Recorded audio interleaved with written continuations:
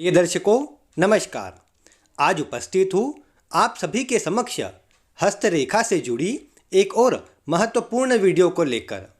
आज की इस वीडियो के द्वारा मैं आपको यह बताने वाला हूँ कि यह जो आपका शनि पर्वत बनता है, इस पर विभिन्न प्रकार की रेखाओं के द्वारा या फिर विभिन्न हाथ की स्थिति के द्वारा अगर हाथ में शनि दोष उत्पन्न हो रहा हो तो इसके चलते जीवन में क्या क्या परेशानी आ सकती है और साथ ही इसे दूर करने के लिए आपको क्या उपाय करने चाहिए।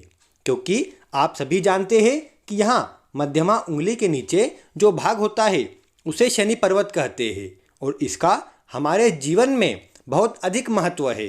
विशेषकर हस्तरेखा शास्त्र में शनि पर्वत को विशेष मजबूत अवश्य से कहा गया है और शनि मजबूत हो तो व्यक्ति अपने कार्य क्षेत्र में आगे बढ़ता है, साथ ही साथ जीवन में तरक्की प्राप्त करता है।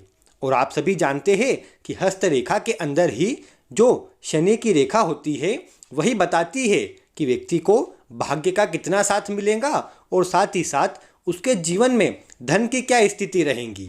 आप सभी जानते हैं कि यह जो रेखा इस तरह से ऊपर की ओर जाती है इसे शनि रेखा, भाग्य रेखा या फिर धन की रेखा कहा जाता है।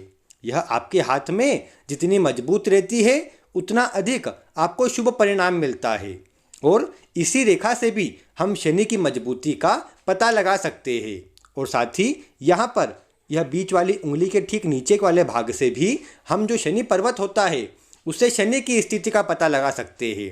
कई बार क्या होता है कि शनि के कमज़ोर होने से यहाँ पर कुछ अशुभ चिन्ह होने से जीवन में परेशानियाँ बढ़ जाती है, कोई भी कार्य समय पर नहीं हो पाता है, जिस पर विश्वास करते हैं वह भी विश्वास तोड़ देता है और विभिन्न प्रकार की परेशानियां और टेंशन चला ही करती है।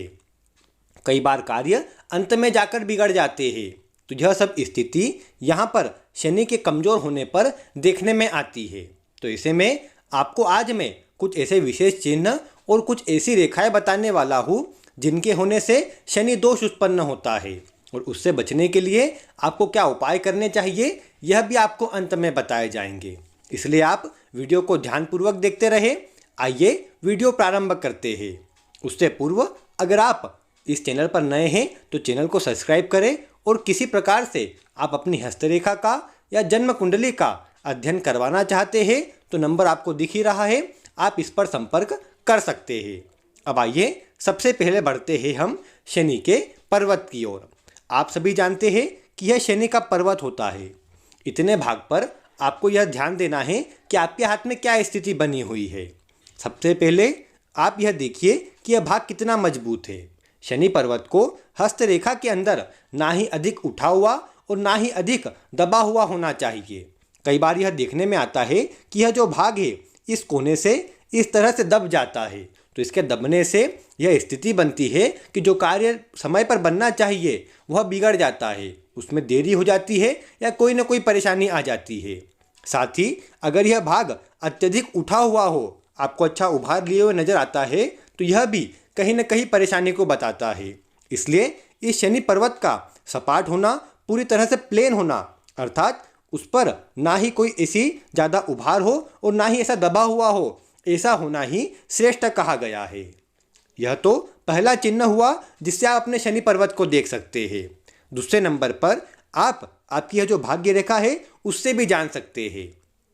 अब जैसे आपके हाथ में यह जो भाग्य रेखा है ये समझिए टूट टूट कर चल रही है, इस तरह से चल रही है या फिर इसमें जो एक ठीक स्थिति होनी चाहिए वो नहीं है, बीच में लहरा कर चल रही है, कई बीच में अत्यधिक क्रॉस और कट लग रहे हैं, उसके चलते भी यह जीवन में परेशानियों को बताती है।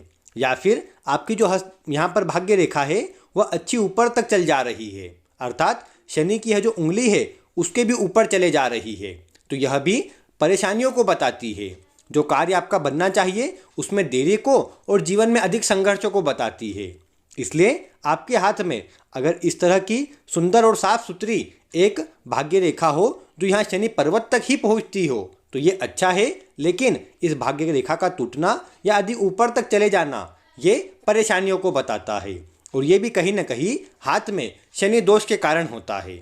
एक और इसमें मुख्य रूप से अगर देखा जाए तो यहीं पर यह शनि का भाग होता है और यहीं पर अगर किसी प्रकार से क्रॉस की आकृति बन जाए तो ये क्रॉस की आकृति भी व्यक्ति को अत्यधिक डिप्रेशन में रखती है, उसे उसके अंदर नकारात्मक विचारों को बढ़ाती है।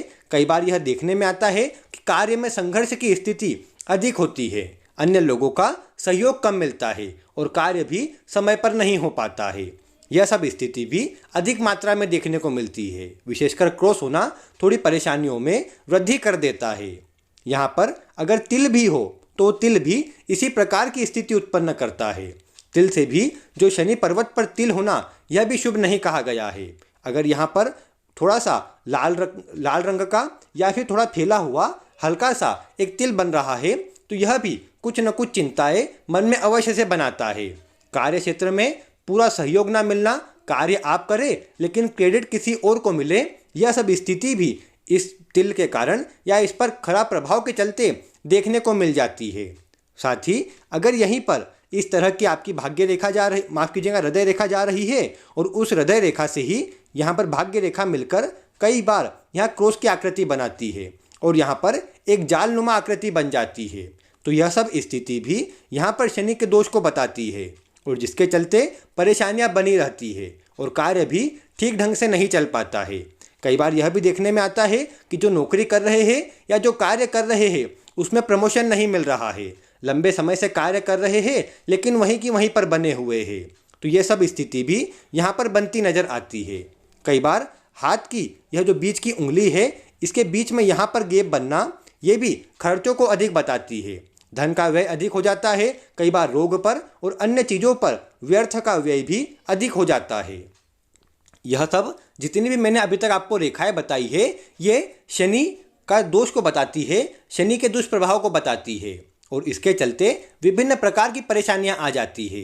इसके लिए आपको क्या उपाय करना है इसकी जानकारी अभी आपको शीघ्र ही मिलने वाली है। उससे पूर्व एक और जो यहाँ पर रेखा बनती है जिसे शनि वलय कहते हैं, वह भी कहीं न कहीं इसी प्रकार का प्रभाव देती है।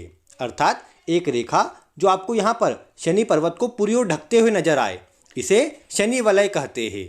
इसके होने से भी कार्य में इतना अधिक आपका मन भी कई बार नहीं लगता है और जो कार्य भी है वह भी ठीक ढंग से नहीं चलता है।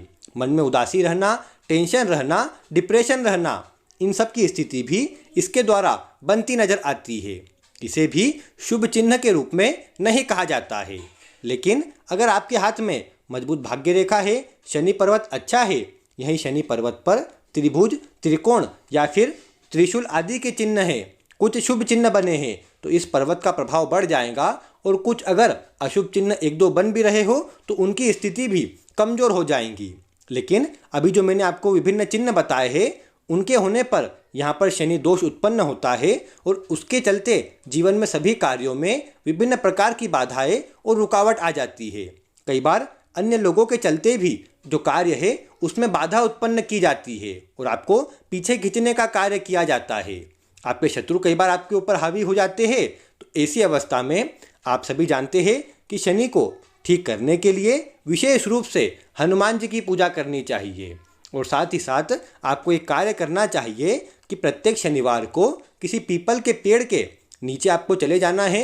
वहीं पर अपने साथ में आप एक तेल का दीपक ले जाइए मिट्टी का और अपने साथ में थोड़ा सरसों का या तिल का तेल भी लेकर चले जाए। साथ ही आप यह करें कि वहीं पर जाकर एक जो दिया आपने लिया है उसी में वह सरसों का तेल डाल दे, एक बत्ती अपने आप एक लेकर चले जाए और उस बत्ती को उसमें लगा करके उसे आप वहीं पर प्रज्वलित कर दे और उस पीपल के पेड़ के नीचे उस दीपक को पश्चिम दिशा की ओर मुख करके आप लगा दें और वहीं पर 2 मिनट 5 मिनट बैठ करके आप ओम शन शनैश्चराय नमः जो शनि का बीज मंत्र होता है उसका जाप करें। उससे आपको जो शनि दोष यहाँ पर उत्पन्न हो रहा है जिसके चलते कार्य में विघ्न आ रहे हैं वह भी दूर होंगे और सभी स्थिति आपके पक्ष में बनती नजर आएंगी।